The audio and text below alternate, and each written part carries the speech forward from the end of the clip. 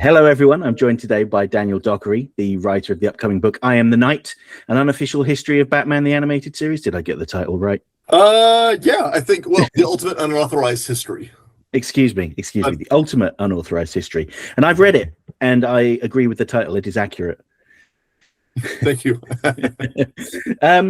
So I want to start this off. So I've not, as I said to you off camera, I haven't prepared any questions. I'm completely professional like that. But I want to share a little statement with you. So I first became aware of you in, I think it was in 2021, through a tweet you wrote. Now on Fox Kids, it's Eek the Cat. And after that, a former child star grapples with a physical condition that keeps her from ever growing up and forces her into a state of psychosis that shatters her ability to process reality. And then Bobby's World. And I thought, do you know what? That's just perfect. Absolutely perfect.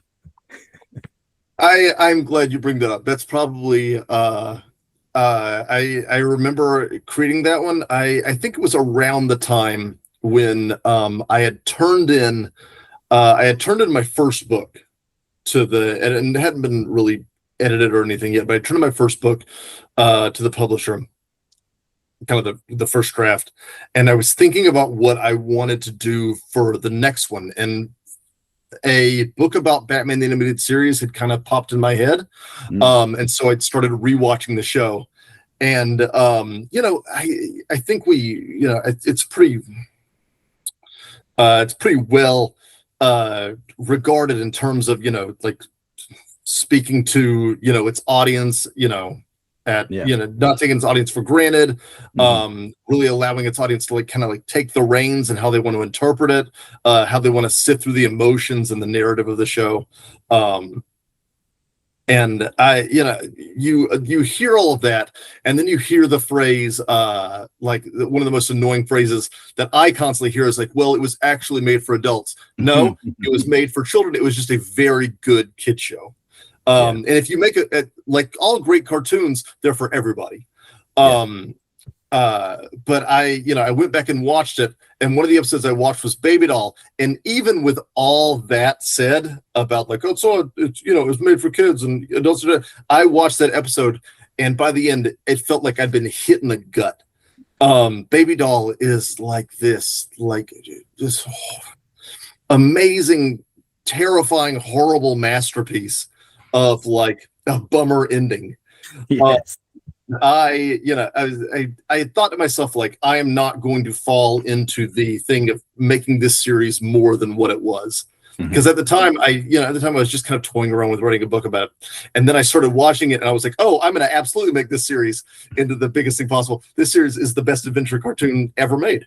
So yeah, I remember exactly what tweet you're talking about, because that came after I had finished Baby Doll. I think, I was nearing the end of the series, and I was just it felt like every single episode I was being forced to reevaluate my relationship with the show, which started when I was very young, when it first came out. And I had previously put it probably not at the very, very top of my favorite TV series. And then as soon as I finished it and was like, I have to write a book about this, I absolutely have to, it had rocketed to near the top. It's, I don't think enough good stuff can be said about that show and its impact, as you can probably agree from someone who is also constantly finding new things to dive into with it. Oh yeah, absolutely. And I completely agree with you that it wasn't made for adults at all. I know people say it's so dark, it's so mature, but I mean, that is true to a certain extent, but it's still very much built within the confines of a children's television show. There were a couple of scenes really traumatized me as a child, but ultimately it was made with children in mind.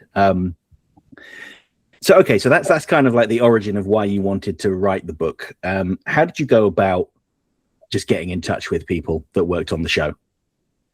I think it goes, as someone, I'm sure you've figured this out as well, is that there's not one direct way. Not everyone has a website with their email address on it. For some of the, especially some of the more notable creators in the series, that'd probably be a very misguided idea. They don't want, but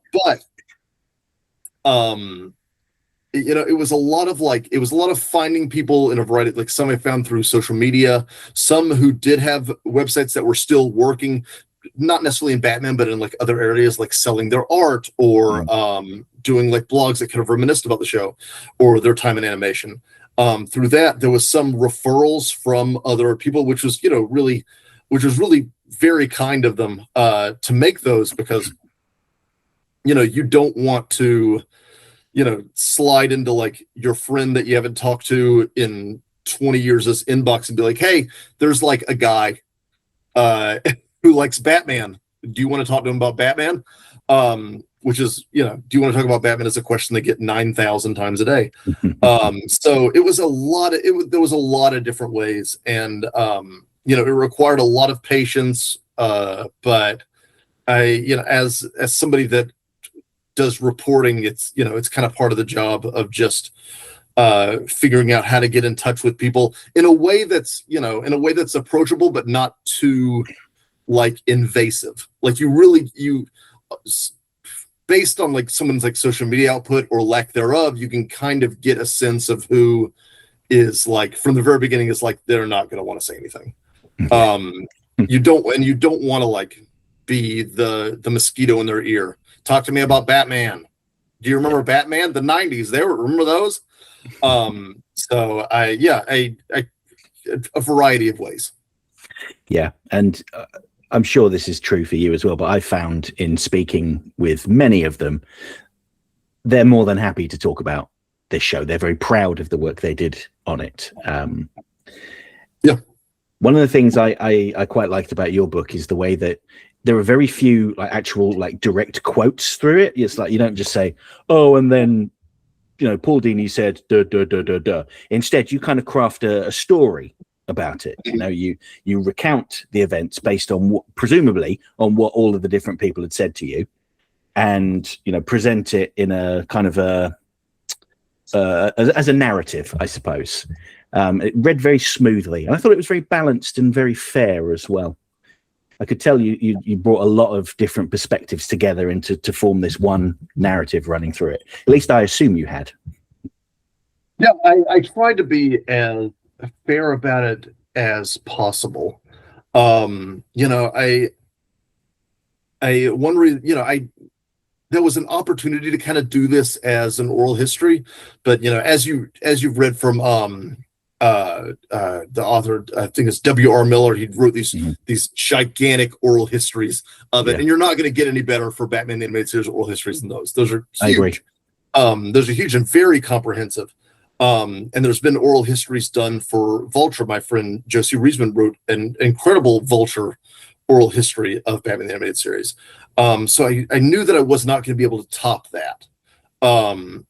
So the way that I noted it was to basically take a lot of the information, a lot of the quotes that I'd done, and definitely keep in where, if like a scene was happening or there was a specific dialogue between people that I thought was integral to telling of the making of the story, to keep that in, but also to kind of craft as close as possible to craft an idea of what it was like to kind of be on the cusp of like Warner Brothers animation being this grand TV renaissance.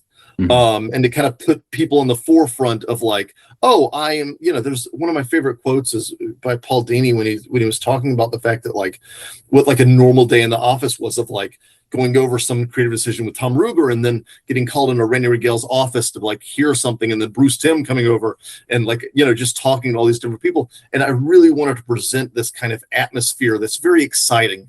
And I'll let the readers decide whether I did a good job with that, but that was my main idea. And I know it's not as dramatic of like narrative nonfiction as like something big and climactic and historical, but that was really important to me to kind of put people around it and like find out who these people are, not just as creators but kind of like humans and workers in the animation industry.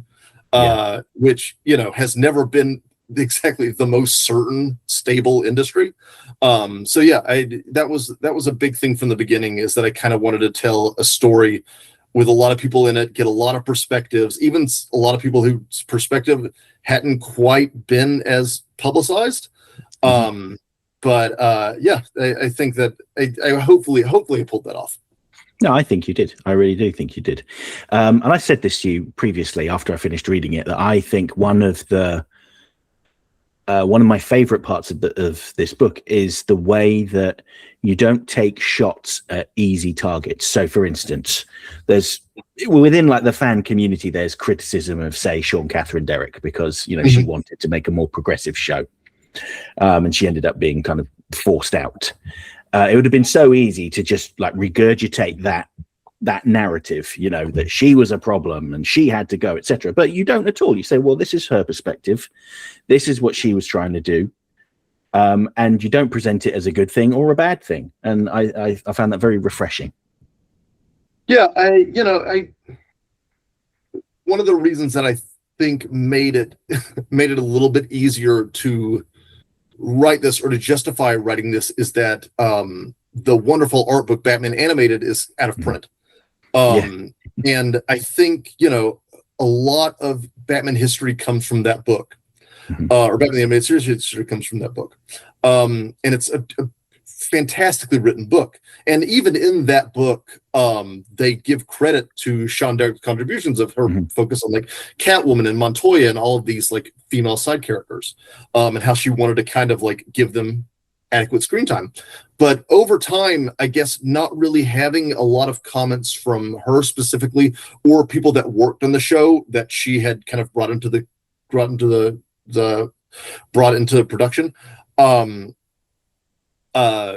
had kind of caused certain ideas about her contribution to kind of warp in a way. It made it so it became the idea of this calamitous new story editor who was threatened to take the thing down, who no one agreed with at all the time.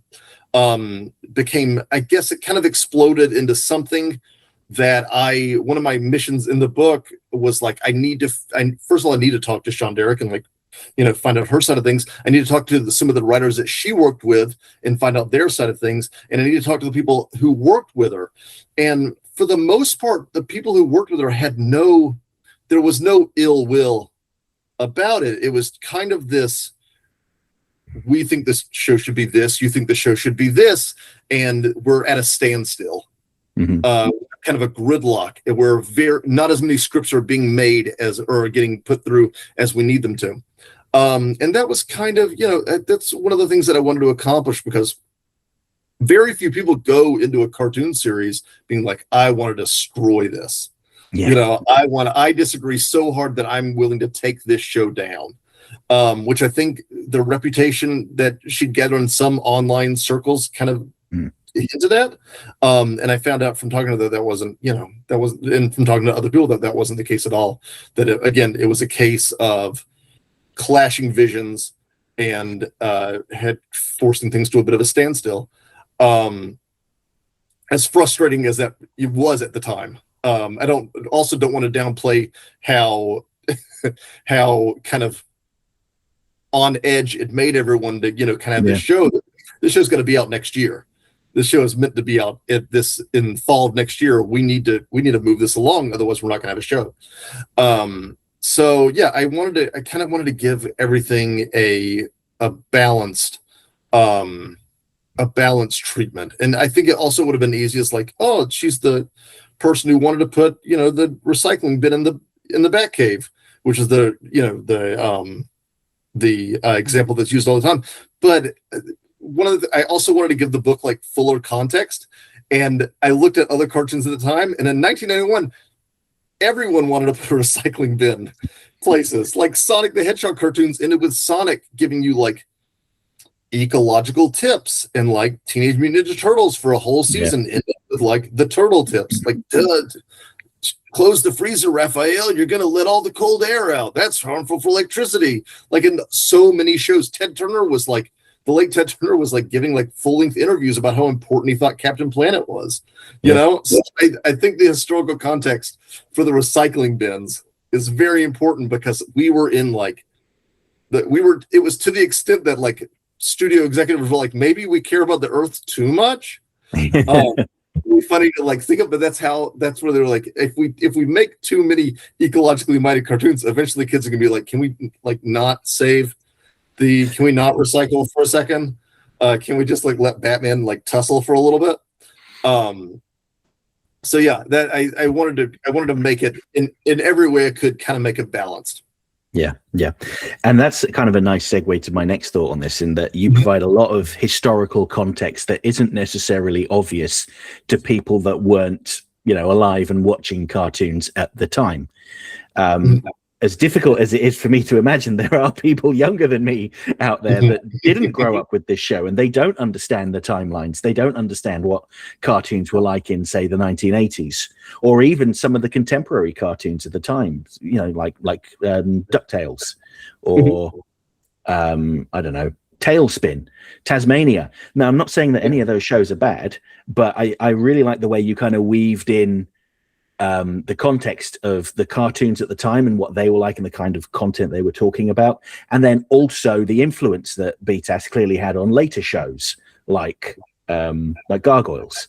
Oh, and of course you mentioned X-Men quite a bit as well, which it's another show that I loved as a child, but having recently rewatched it doesn't hold up very well, at least after the second season anyway, in my opinion. I thought it was very. One thing, speaking about X-Men, is that like I think what it's trying to do with its stories was so ambitious, and I love talking to the creators and then kind of trying to find like a visual shorthand for things, or not visual shorthand necessarily, but like how can we get this as fast as possible? Yeah, how can we get this going? And then later, the people making the DCAU trying to be like, okay, BTAS is a little slow. How can we get this going faster? And I think that was, I think X-Men in the end was kind of vindicated by a little bit. It's like, come on, we got to get this. We got to have a serialized story.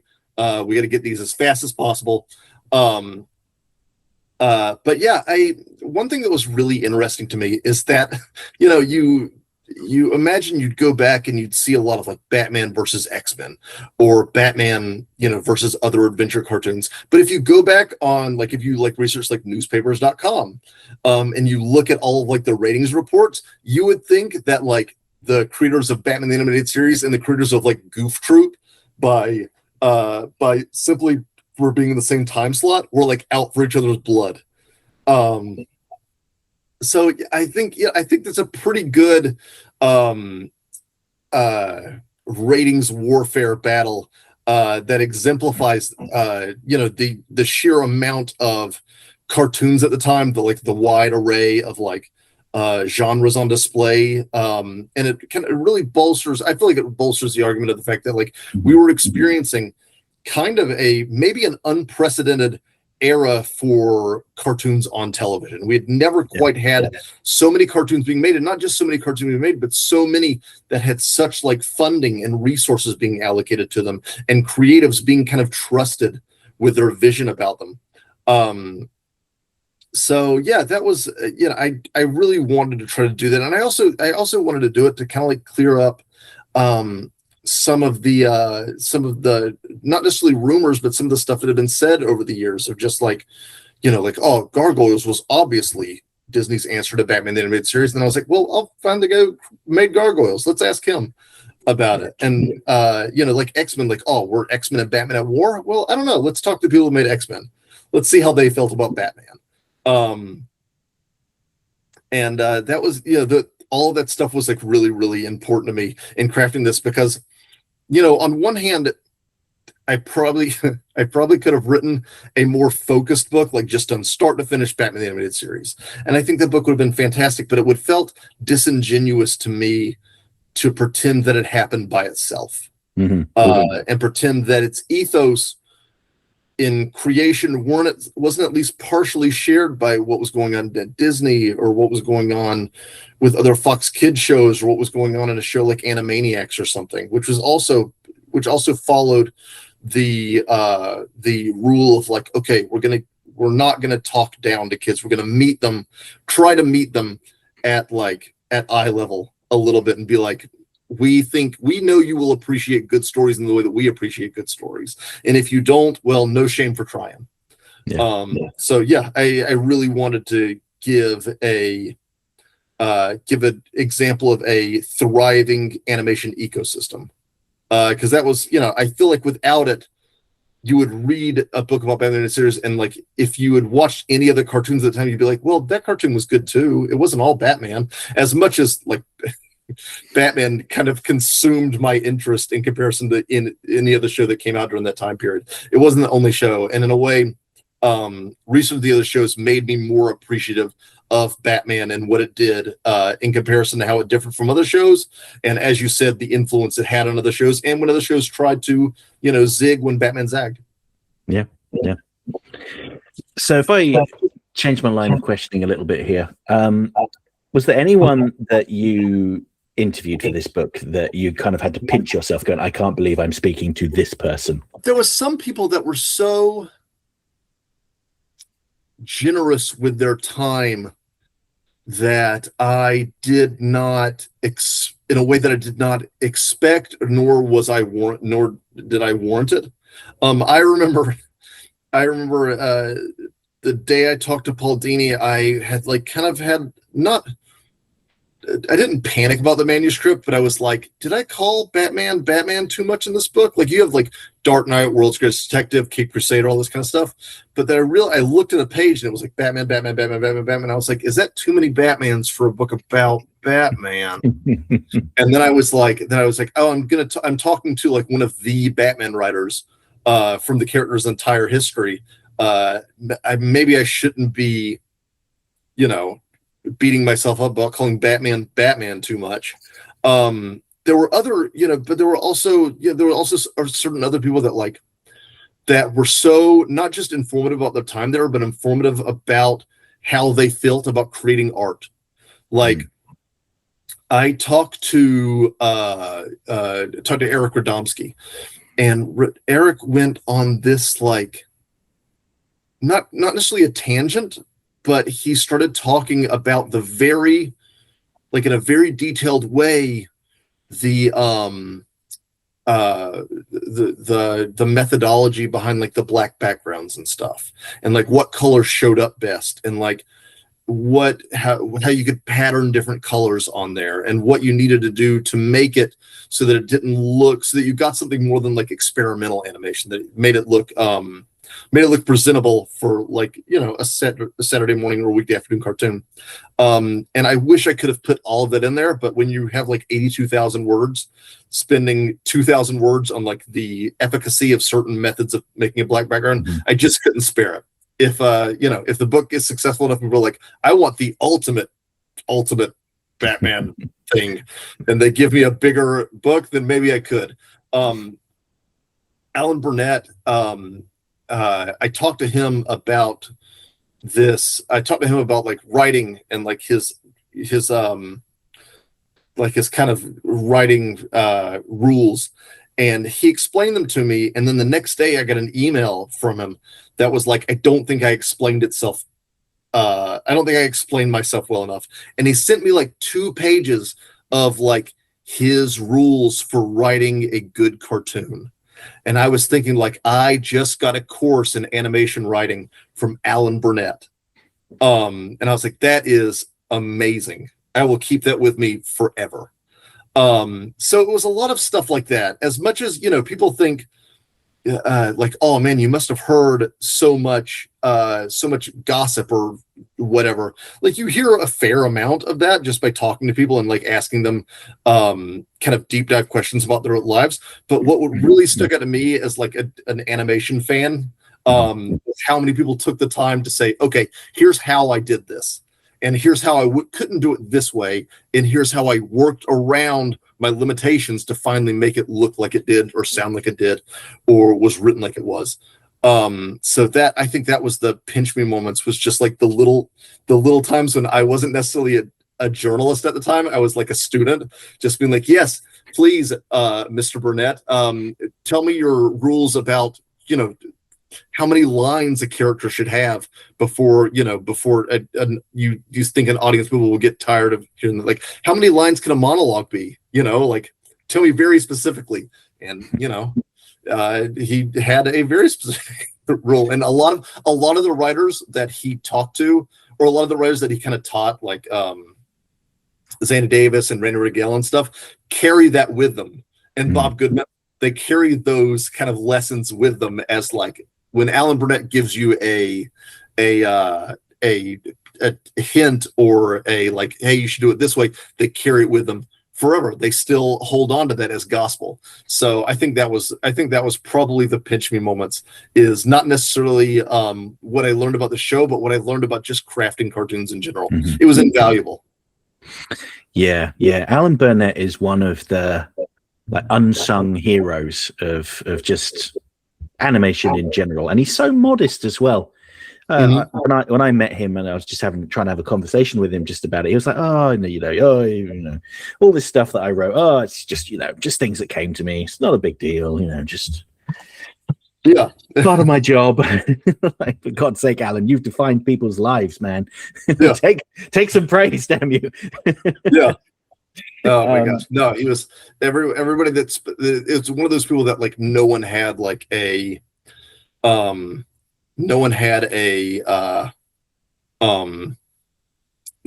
ill word to say about. Like even as you're reading the book, even Sean Derrick, who Alan Burnett effectively replaced on the show, was like, I went to his retirement party. He's great. Yeah. So yeah. So you mentioned earlier that you had a 82,000 limit on the word count there. And you had to not include some of Eric Radomski's pearls of wisdom on creating dark imagery. And I wish I could have. I wish if he wrote a book about like just being like how to make art on black backgrounds, I'd be like, oh, day one. I think that perhaps if I ever see him, I'll encourage him to do a course. Record it and put it up on YouTube or something. Yeah. Oh, that would be great. Yeah. So were there any other like things that you desperately wanted to include in the book but couldn't quite?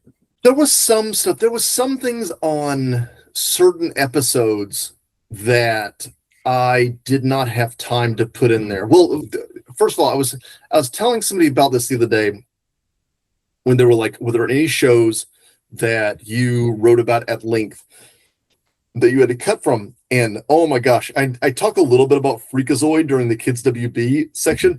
I had like 10 more Freakazoid pages. I hadn't watched Freakazoid since about 1998.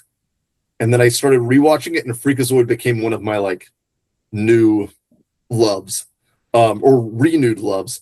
And I had so much more about Freakazoid. Oh my gosh, I eventually had to like start cutting back, because I realized that like if you were reading this book about Batman the Animated Series, you would have put the book down and be like, okay, he has obviously lost the plot with this. Freakazoid is great, but this is not what I'm in this book for. There was some Batman the Animated Series episodes that I talked about a little bit, but that I could not find room in the rhythm for. And like, the one that pains me the most is that there's no real section about Beware the Gray Ghost. Nah. Because that's a lot of people. That's one of a lot of people's favorites. Mm-hmm. And it's Adam West, and the villain looks like Bruce Timm, and like all of this kind of it's a very special show. And it's special to me too. But I got to that section, and it was right. I don't remember exactly which section it was right in the middle of, but I was like, I have to keep either this or this. And I ended up cutting Beware the Gray Ghost. So if anyone reads it and it's like, where's Beware the Gray Ghost? I'm sorry. What else? There's a lot of odds and ends that you end up cutting, mostly for rhythm. Sometimes for space, mostly for rhythm. The other one that I think I wish I had kind of added more was I talked to Kevin Altieri about Ra's al Ghul. Mm-hmm. And those episodes, and I realized that the part of that it was part of the section where I talk about Bane. And I realized that I had to make a decision of whether or not I wanted the Bane section to kind of read kind of cleanly, or if I wanted to include this kind of sidebar to Ra's al Ghul. And I kept reading it, and I was like, sorry, Ra's, can I gotta go? Luckily, I do manage to mention him, and Kevin Altieri's undriving desire to do Ra's al Ghul episodes, which he knocked out of the park. They're fantastic.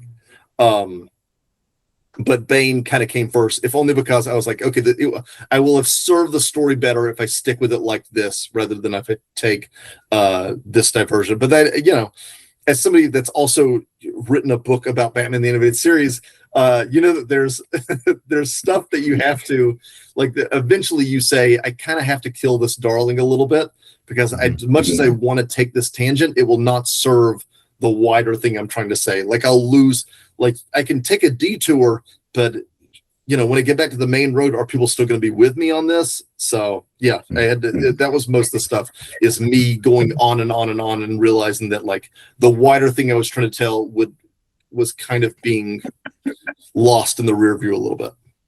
Yeah, I get that on almost every video. There'll be someone that says, I can't believe you didn't mention this thing that is only tangentially related to what I was talking about. I'm like, listen, I'm making a 10-minute video. I'm not going to spend 2 minutes talking about this minor point.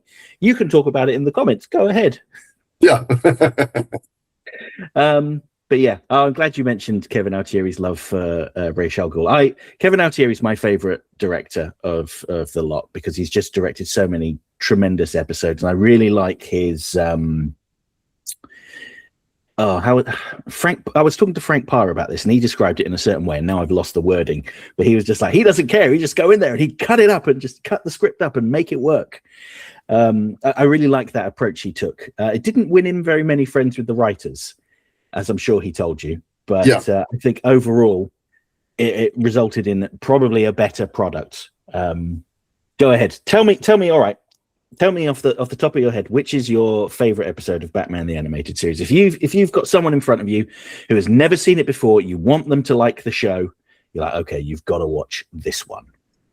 I can tell you my answer if it would make it easier for you. What is your answer? Two-Face Part 1. Oh, I was about to say Two-Face Part 1. You can say that as well. It just means we're right. I think if you watch that it doesn't necessarily have the most Batman in it. Mm-hmm.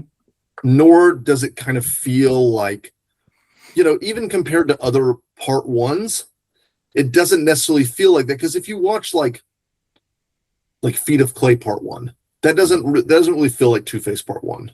No. Feet of Clay Part 1 it's much more openly an adventure story a little bit.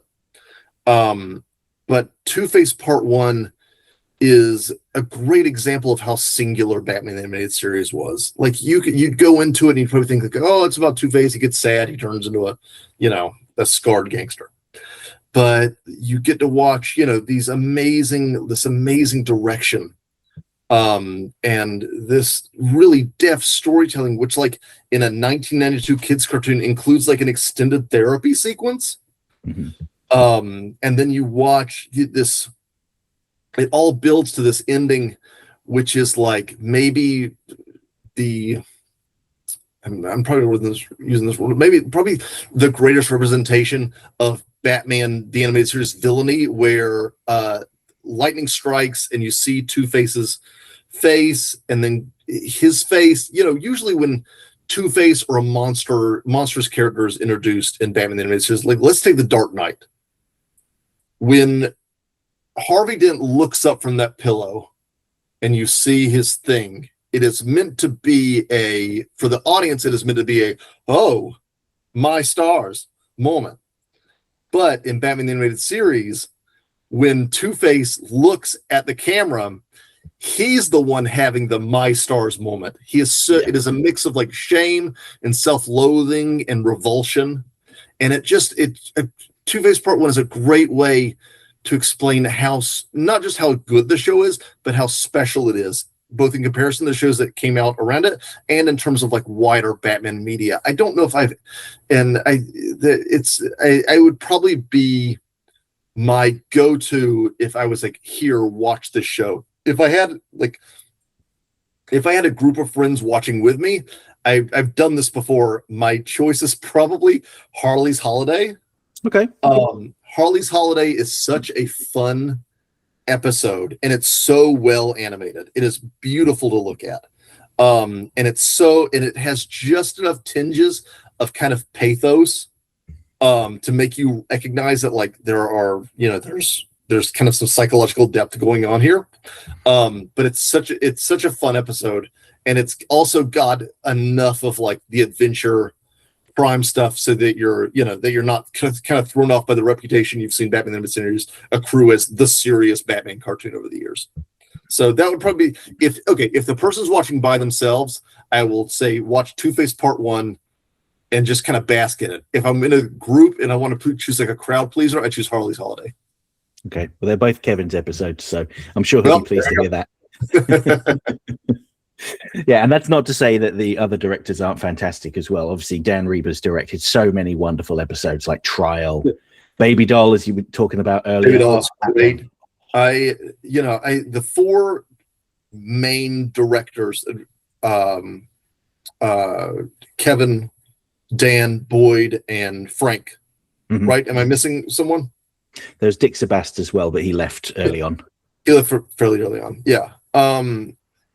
They each bring such like a different, and you could go into this with the writers as well, but they brought something so different to each episode that they were attached to. Like Kevin had this very meticulous like visual shorthand way of like, we need to, even if we're doing like a heartfelt scene, we need to increase the beats of this. We need to make it so that like ba-boom, ba-boom, ba-boom, ba-boom, ba-boom. The therapist scene is great at that because it doesn't feel like you'd imagine a therapist scene would feel like, where it slows the action down. There's a very the camera angles used and the rhythm of that particular scene is just it's just constantly escalating. And he was fantastic at that. Frank Paur has this really great kind of freakish loneliness to his episodes, like whether I'm talking like Birds of a Feather or Vendetta. Mm-hmm. Yeah. Where he's so good. Frank Paur especially is so good at taking characters that aren't necessarily humanoid in shape and kind of creating, and it's a very unique skill to take characters that are kind of like differing heights or are being played alternatingly for like comedy and brutality in the next scene back and forth, and he was really good at handling that kind of balance. Mm-hmm. Dan Riba's episodes are so well crafted, and so like Dan Riba includes like references to like cinema, like classic Norse cinema, that like you'll think that like, was that a reference to this? And it rarely calls itself out, but you'll see like a shot of a tunnel and you'll think it's like, is that a reference to Out of the Past or like, another like noir film? And again, he's fantastic at creating Batman episodes that feel cinematic. Yeah. And feel cinematic in a way that you wouldn't expect a cartoon. It wouldn't expect a cartoon to feel. And then Boyd was, watching Boyd episodes, he was such a consummate craftsman. And I really enjoy the economics of a Boyd Kirkland episode, how he hits the beats and how he's able to, we're going to tell a mini movie start to finish, boom, in a way that also didn't necessarily call like vast attention to itself, but it's so like, if you're gonna watch an episode, like let's say that you're like, oh my gosh, how am I gonna get this episode on time, on budget, and get everything I want in it, you would watch like a Boyd Kirkland episode. So everybody brings different stuff. I know that's I'm going at length, and I could do the same thing for the writers. A lot of the writers had like different things that they were good at, or different things that over time the episodes show that they were good at. It was the title cards at the beginning of the episode that were like directed by, were not for nothing. I watch those and I think, this is a Killer Croc episode being done by Frank Paur. Obviously it's going to be great. So, Yeah, I mean, you put it very well. I really think that in like recent years, I've really noticed just like the recurring themes in each of the director's episodes, like Boyd Kirkland stuff, for instance. He manages to weave in like subtle references to his own Mormon faith, like when he talks a lot about redemption and guilt and how no one is damned. There's no such thing as pure damnation. Anyone can be saved. Yeah, and it's never, it does not hit you over the, like, it doesn't feel like you're learning a lesson though. He weaves it into like Batman and like Batman's overall themes of like self-redemption as well. It's very good. Yeah, but go ahead. Sorry, no. I mean, I was just kind of finishing up the thought there, and they've all, as you said, they've all got elements that they bring to the table. And I think one of the things that both Kevin and Dan in particular do is they bring this kind of weighty sadness to their episodes, but they also perfectly counter it with moments of comedy. Even Baby Doll, everyone remembers that sad ending. I didn't mean to, but there's some really funny stuff in there as well, like her tantrum about what's his name, cousin Spunky. And it's so funny how that scene where she's lit this dynamite birthday candle for her cake and put it in front of him, and she's leaning into it as well. She's very clearly intending to kill herself as well as him. Yeah. But when I spoke to Dan Riba about this, he was like, "Oh my God, I didn't even realize." It must have been like a subconscious thing that he is aware of on some level, but he hadn't like actively thought about it, but he still framed it in such a way. Yeah, there's a during the trial scene, I really like his direction of what could be a very kind of staid, everyone sits in a room and chats thing, but like, as you said, the balance between action and comedy. The Mad Hatter, when the Mad Hatter's on the stand, and they kind of play it for the show's tonally, tonally his defense of himself is all over the place. But I guess the end of it, the I'd have killed her first of all, one of the most like openly horrifying lines in the entire series, and then immediately is like, "Can I have that struck from the thing?" Oops. Yeah, it's so good. It's this counterpoint of like just this outright horrific misogyny versus like Looney Tunes. Can I have that struck down? And so yeah, I love that. I love each of their work. I'm glad I got to talk to three of them. I believe Boyd had passed away by the time I began writing this book, but I'm glad I got to talk to all three of them because again, each one had a different, not necessarily a different methodology, but each one's episodes became so identifiable that it didn't feel like, when I reached out to talk to them, it didn't feel like I was like checking off boxes. It felt like, oh, I would like to talk to him about this episode because this part of this episode means something different than I would talk about with another guy's episode because that part of that episode means something different to me there. So yeah, it was a treat to talk to him. Yeah, I feel similarly. Okay, we're almost at time, so let's wrap it up here and give you the opportunity to plug your book. When's it coming out? It comes out on September 1st of this year, 2026, just in case you're watching, in 2029. It is called, again, I Am the Night, The Ultimate Unauthorized History of Batman the Animated Series.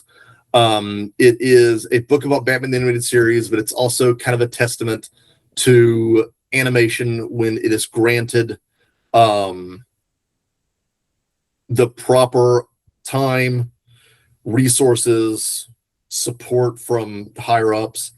It includes a lot of new interviews, a lot of deep dive analysis of episodes, and it's really a love letter to, again, the series I think is like the best animated adventure series on TV of all time. I don't think it's been matched, and it's kind of hard to think that it'll ever be matched again.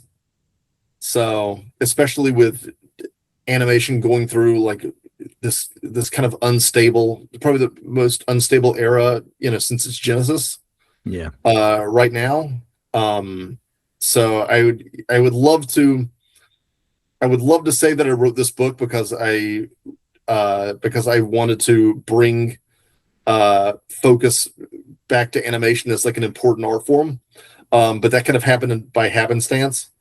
During that writing of this book and seeing so many of like my heroes and my current peers seeing their shows get canceled or undercut in some way, made the writing of this book feel a lot more valuable over time. And so it kind of accrued that importance to me in a way that it, when it began, it was like, I like Batman, the animated series.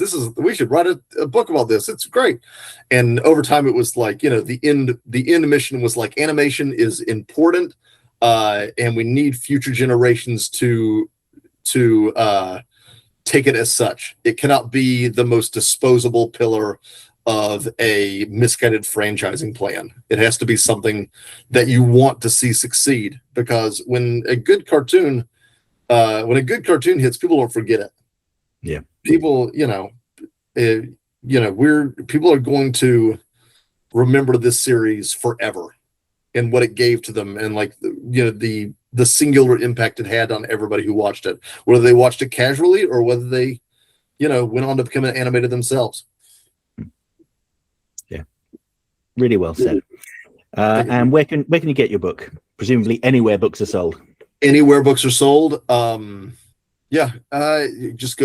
Just go wherever you buy books. And if you don't, the economy is not the best right now. So again, if maybe in the future you're watching this and thinking like, it got so much better right now, on May 12th, 2026, it kind of sucks.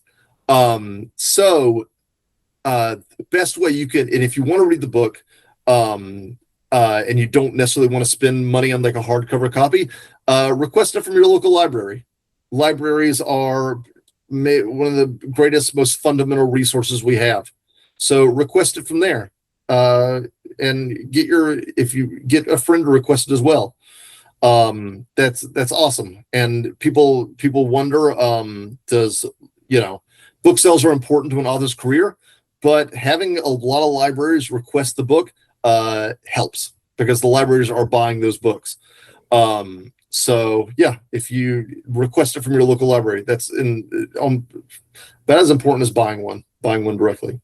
And doesn't matter to me. I'm not going to be your book police. If you find a way to read it, who cares?